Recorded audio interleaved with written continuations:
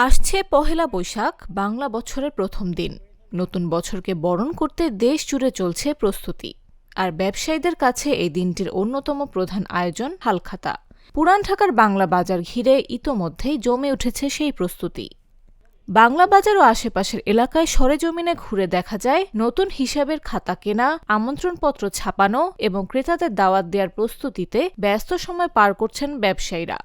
আশেপাশেই রয়েছে দেশের বড় বড় পাইকারি বাজার, যেমন ইসলামপুরের কাপড়ের বাজার, বাবু বাজারের ওষুধ ও রাসায়নিক সামগ্রীর বাজার এবং শ্যাম বাজারের কাঁচামালের আড়ত।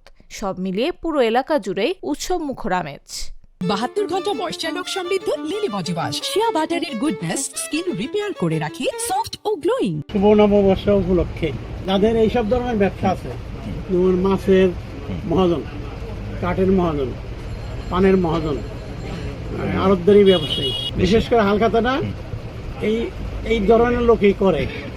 তারপর ইসলামপুরে মহাজনরা আছে, কাপড়ের ব্যবসায়ী, গোল্ড ব্যবসায়ী, তারাও করে। কিভাবে শুরু হবে নতুন বছর? স্থানীয় ব্যবসায়ীরা বলছেন, হালখাতা মূলত পুরনো হিসাব বন্ধ করে নতুন হিসাব খোলার একটি ঐতিহ্যবাহী প্রক্রিয়া।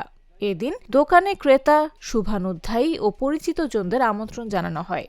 তাদের সঙ্গে মিষ্টি মুখের মাধ্যমে পুরনো দেনা পাওনার হিসাব চুকিয়ে নতুন বছরের লেনদেন শুরু করা হয়। মোটামুটি খুব দাম বেশি, টাকা পয়সাটা বড় কথা না, কাস্টমার হলো বড়।